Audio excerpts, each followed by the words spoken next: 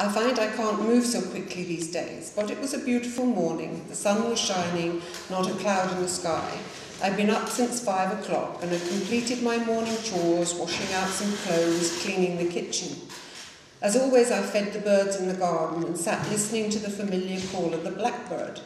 One is a very fine boy who comes so close I can see the light twinkling in his eye as he selects the deep black sunflower seeds from the small tray of wild bird seed. I placed that at my feet. He is so brave to venture close to me, although I mean him no harm. I think back to the nursery rhyme of my childhood, 24 blackbirds baked in a pie. How could we have eaten these birds once?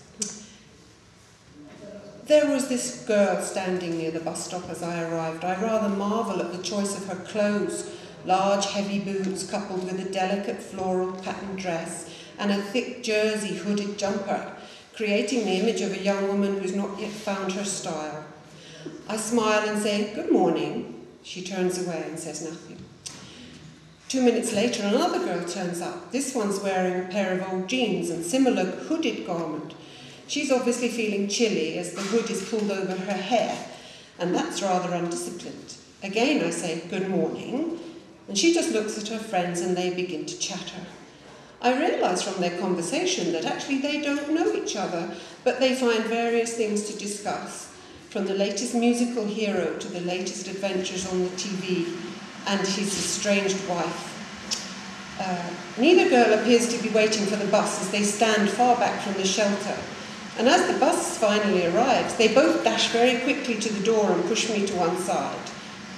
As I am slow to board, I can understand their impatience. So I simply offer my fare to the driver, and again I say, "Good morning."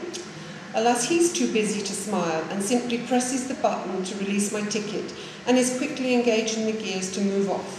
Rather too quickly for me. As I take my seat, I'm bumping along the walls of the bus and try to find my sea legs.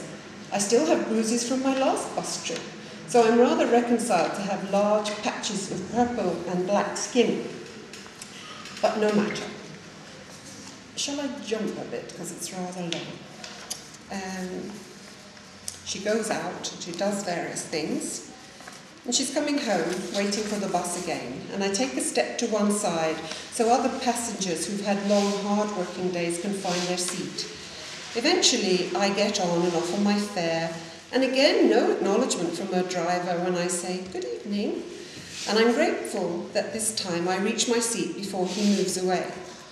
Apparently, he too has forms to complete before he reaches for his key and starts the bus, and we proceed back to the darkening countryside to my village. Luckily for me, there are several people who wish to get off at my stop, so the bus has securely stopped before I walk down the aisle and step onto the bumpy pavement. There are many broken and loose slabs along the path, but no one seems to have mended them these days. I remember once when the council would send workers to keep the area clean and well maintained. But nowadays, each of our houses is owned by the resident. We seem to be responsible for it ourselves.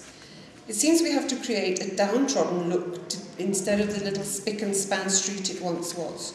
Gone are the days when each front garden had its uniform row of flowers.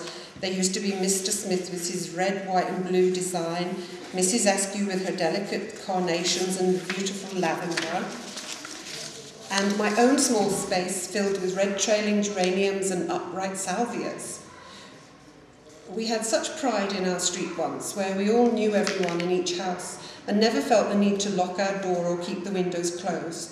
I often wonder now if the houses are filled with happy smiling faces that we used to have in the road, but I find that most new neighbours have furrows on their brows and do not have time to talk. As I reach for my key to enter my front door, there appears a frustrated squawking from the prickly berberis bush, and 2 male blackbirds tumble, flapping their wings and offering their mouths to each other in a threatening manner.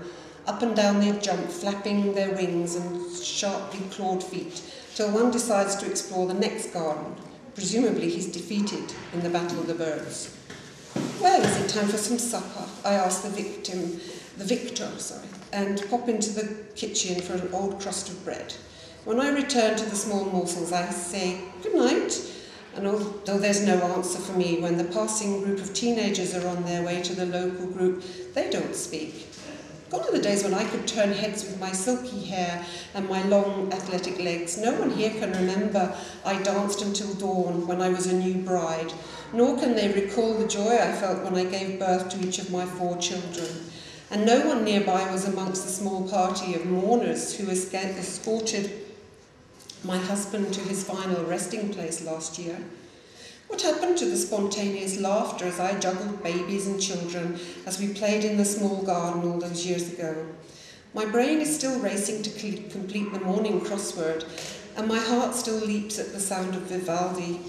My pulse continues to beat steadily when I climb the stairs, and my dreams, they are still laced with walks through a forest with a beautiful young man, and my body still tingles as he reaches for my hand. It seems my world is a changed place, and I have become a physical stranger in it, because now I am an invisible old woman. It's quite nice. And it's